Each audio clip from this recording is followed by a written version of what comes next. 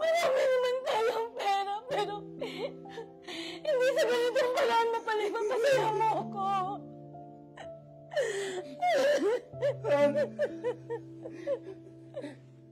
I think it's time para malaman mo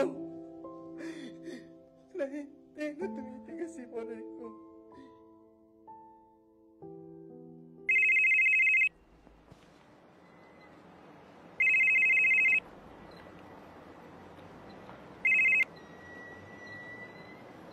Magandang gabi, sir.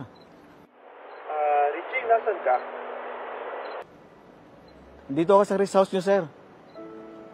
At napaayos ko na po yung pinaayos mo sa akin dito sa rest house nyo. Yung surveillance camera ba at voice recorder sa loob ng sasakyan, napaayos mo na ba? Yes, sir. Napaayos ko na po, tsaka gumagana na po sa loob ng sasakyan. Bueno, mamaya pala, sunduin mo si madam mo at mas maayong pakaramdam niya.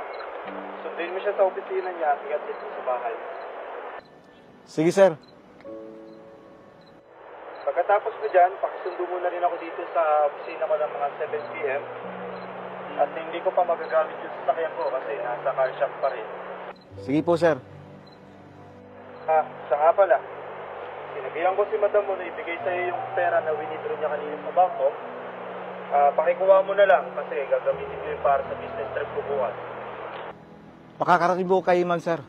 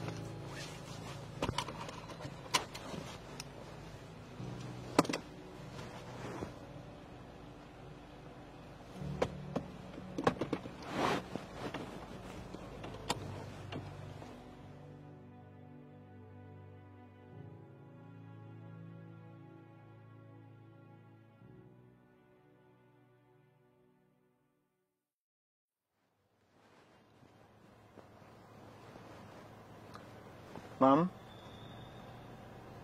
Ma'am?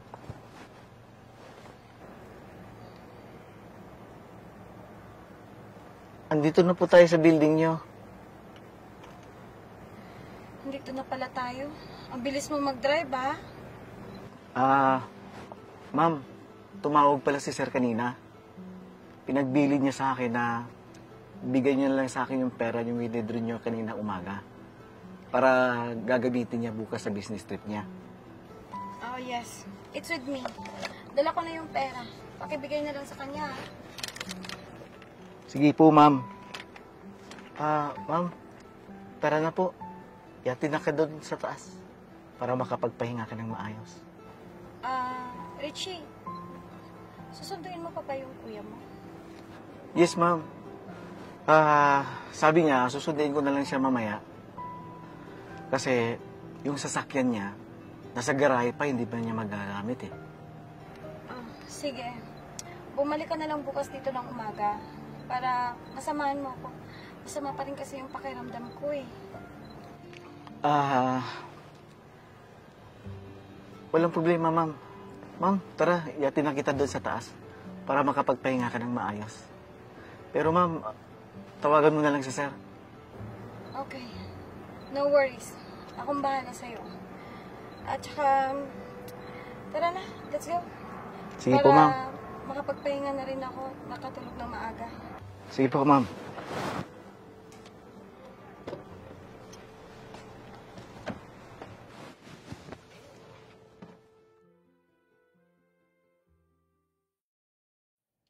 Richie, alam kong napakahusay mo magtrabaho.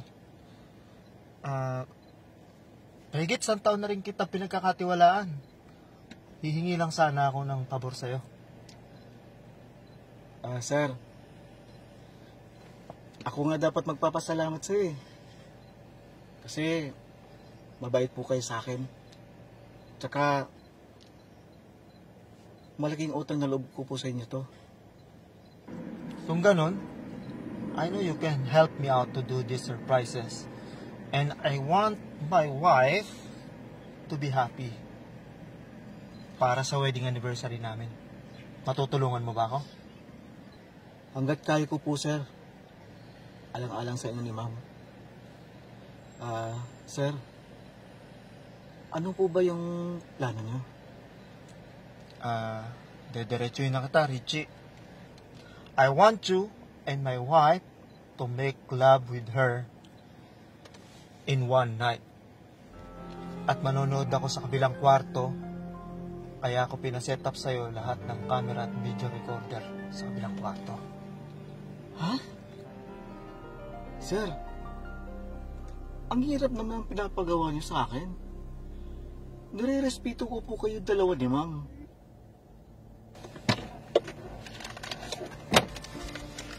Richie, sa halagang to, I know pagbibigyan mo ko sa mga hinihiling ko. Richie, ito lang yung tanging paraan para mapasaya at mapaligaya ko yung asawa ko. Tanggapin mo to, Richie, para sa ito. Tanggapin mo to, Richie. Malaking tulong to para sa'yo at para sa buong pamilya mo.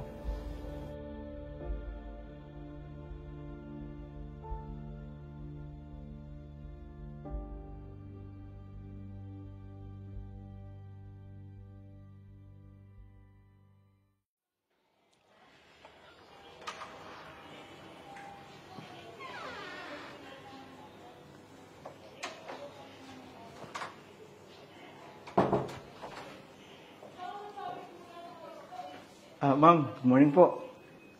Oh, Richie, tara na. Nakapagluto na rin ako. Tara na, kumain na rin tayo.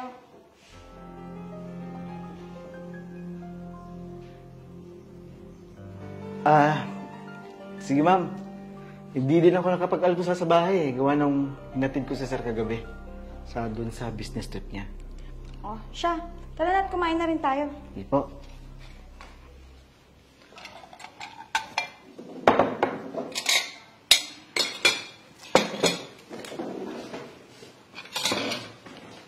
Oh, tara na. Kumain na tayo. Sige po ma'am. Richie, may tanong ko lang. Kamusta kayo ng asawa mo? Okay naman kami. Kasama yung mga bata. Mabuti ka pa, no? Meron kang asawang nag-aalaga. At saka, mabait.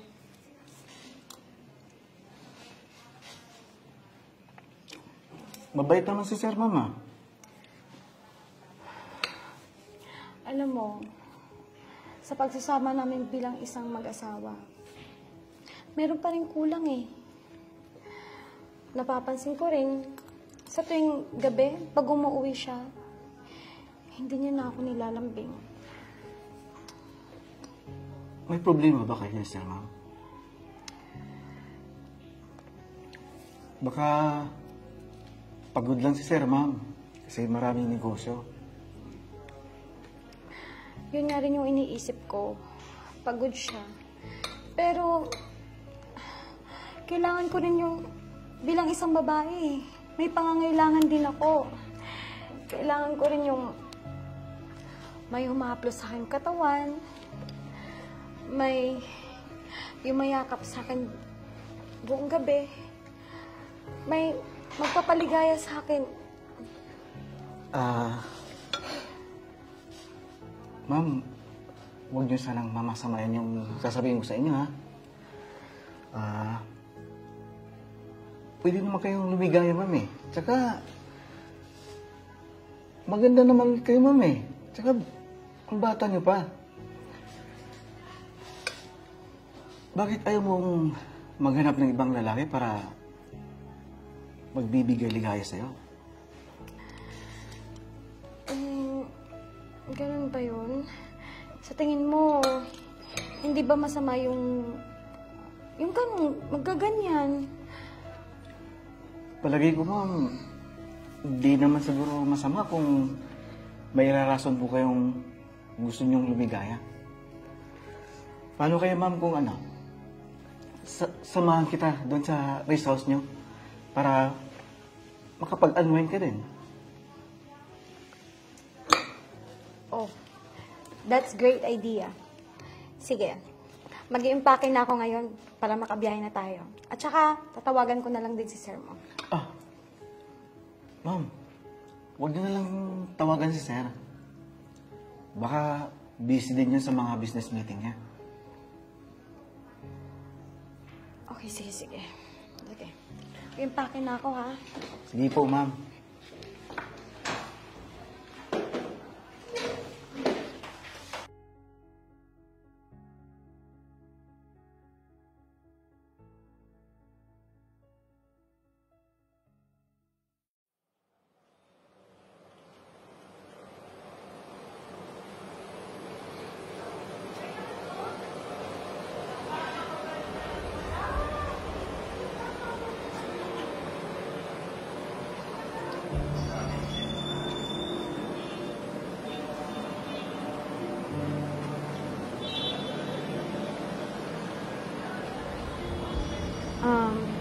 Richie,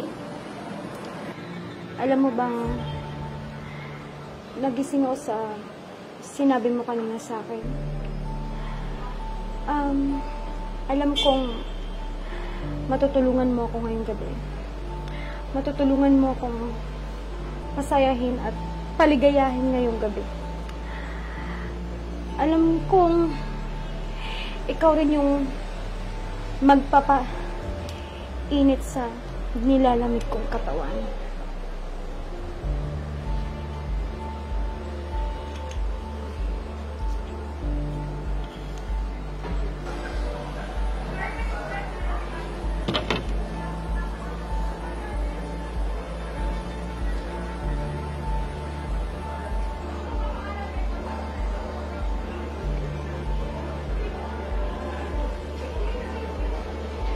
Husayin mo ngayong gabi para makakaraos tayo.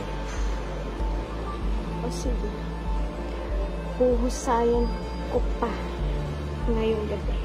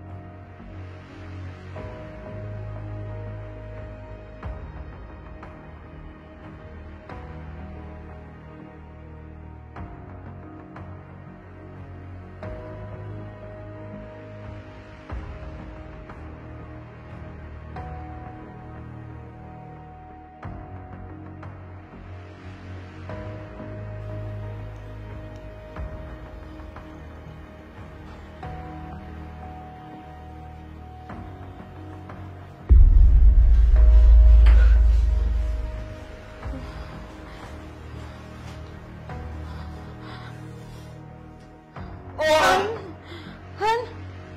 Akala ko ba sa trabaho ka? Han, I'm very sorry, Han. Anong nangyayari sa'yo? Han, I'm very sorry. Inutusan ko lang si Richie. Sinuhulan ko si Richie para lang mapasaya kita. Ginawa ko yung dahil gusto kitang mabaligayan. Sorry, Han.